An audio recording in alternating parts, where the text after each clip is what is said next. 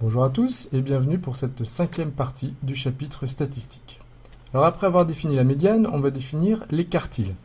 La médiane, elle divisait notre série en deux, les quartiles vont la diviser en 4. On en a 3. Alors le premier quartile, c'est la plus petite valeur de la série, telle qu'au moins 25% des valeurs soient inférieures ou égales à Q1. Q2, ce sera la médiane, donc on n'utilisera plus la notation Q2 juste pour cette définition, mais sinon Q2 ce sera la médiane. Et Q3, c'est la plus petite valeur de la série, telle qu'au moins 75% des valeurs soient inférieures ou égales à Q3.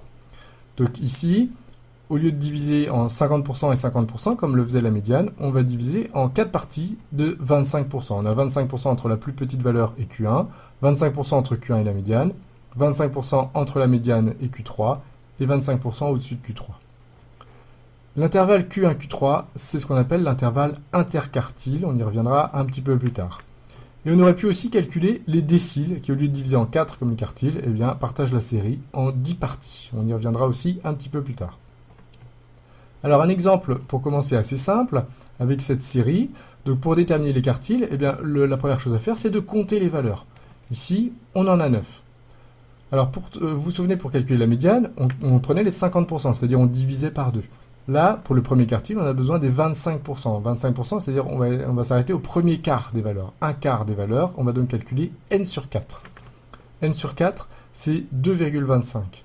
Alors on prendra donc comme premier quartile la troisième valeur. La troisième valeur, vous regardez, 3, 5, 7. Le premier quartile, c'est 7. Pour le troisième quartile, on va s'arrêter à 75% des valeurs. 75%, c'est 3 quarts. Donc on va calculer 3n sur 4. 3n sur 4, ça fait 6,75. Donc le troisième quartile, c'est la septième valeur. Je vous laisse compter. On trouve 11. Voilà pour la détermination du premier et du troisième quartile. La médiane, ça, il faut voir avec la partie précédente. Sur un exemple plus compliqué, qu'est-ce que ça donne? Toujours l'exemple du nombre de frères et sœurs. Eh bien ici, on a 607 valeurs. Donc pour le premier quartile, on va diviser n par 4. Et on trouve 151,75. Ce qui veut dire que le premier quartile est la 152e valeur. Alors, on avait ici 98, ce qui veut dire que les 98 premières valeurs sont des zéros. Après, à partir de la 99e valeur et jusqu'à la 309e valeur, ce sont des 1.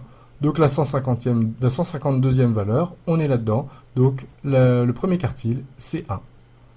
Pour le troisième quartile, on calcule encore 3n sur 4, 455,25.